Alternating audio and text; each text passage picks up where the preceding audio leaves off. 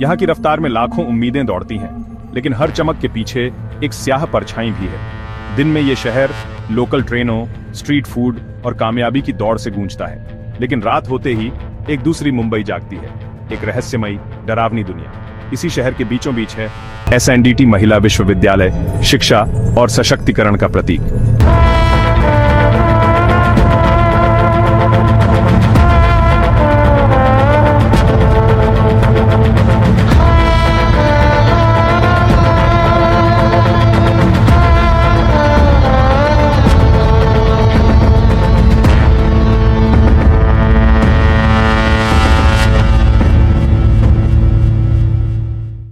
लेकिन इसकी पुरानी दीवारों के भीतर छुपा है डर का एक अलग पाठ्यक्रम।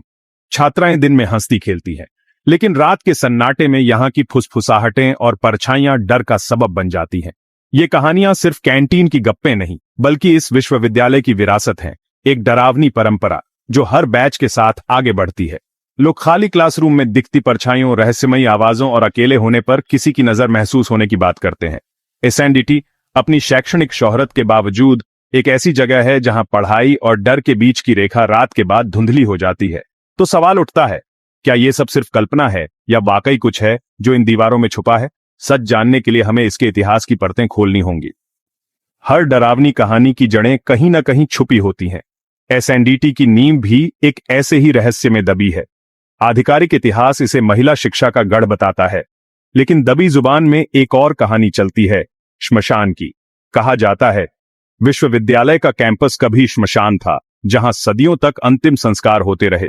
ऐसी जगह पर इमारत बनाना कई लोगों के लिए आत्माओं की शांति भंग करने जैसा है।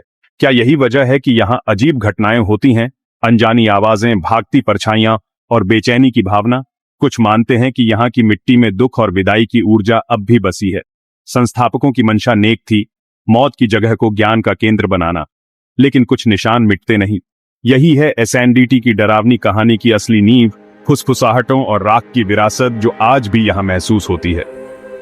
जैसे ही मुंबई में रात उतरती है, एसएनडीटी का माहौल बदल जाता है। दिन की भीड़ के बाद कैंपस में एक अजीब सन्नाटा छा जाता है, लेकिन यह सन्नाटा कभी पूरी तरह खाली नहीं होता।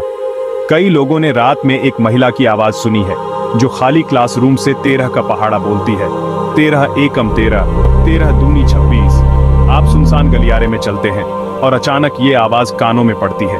दरवाजा खोलते हैं, अंदर कोई नहीं। ये अनुभव कई लोगों ने किया है और ये कहानी अब विश्वविद्यालय की पहचान बन चुकी है। इसके अलावा कई बार एक महिला के रोने की हल्की, दुख भरी सिसकी भी सुनाई देती है, कभी खाली कमरों से, कभी बंद दरवाजों के पीछे से।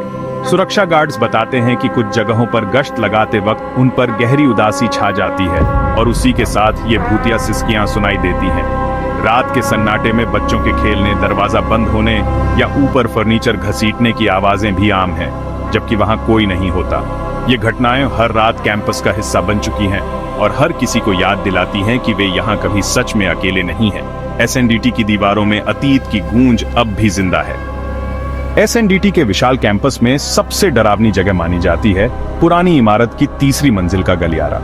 दिन में ये आम लगता है, लेकिन रात पड़ते ही माहौल भारी और हवा ठंडी हो जाती है। स्टाफ और छात्र दोनों ही रात के बाद इस गलियारे से बचते हैं, चाहे उन्हें लंबा रास्ता क्यों न लेना पड़े। यहाँ परछाइयां दीवारों पर अजीब आकृतियां बनाती हैं और अक्सर लगता है जैसे कोई आपको घूर रहा हो।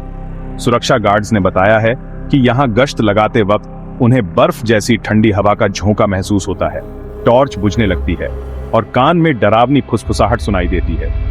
कई लोग मानते हैं कि यहाँ आत्माओं की दुनिया और हमारी दुनिया के बीच की दीवार सबसे पतली है। कुछ इसे किसी पुराने हादसे से जोड़ते हैं, जिसने इस जगह की आत्मा को हमेशा के लिए बदल दिया। तीसरी मंजिल का यह गलियारा सिर्फ इमारत का हिस्सा नहीं, बल्कि एक गेटवे है, जहां मरे हुए लोग चैन से नहीं रहते। तीसरी मंजिल के अंत में एक पुराना शानदार शीशा टंगा है, एसएनडीटी की सबसे डरावनी दंत कथाओं का केंद्र। कहा जाता है रात के किसी खास वक्त में अगर आप इस शीशे में देखें तो अपनी परछाई से ज्यादा कुछ देख सकते हैं, शायद उस भूतिया औरत को। वो औरत अक्सर साड़ी में, चेहरा छाया में छुपाए शीशे में खड़ी दिखती है। उसकी मौजूदगी को नजरअंदाज करना नामुमकिन है। जिन छात्रों ने उसे देखा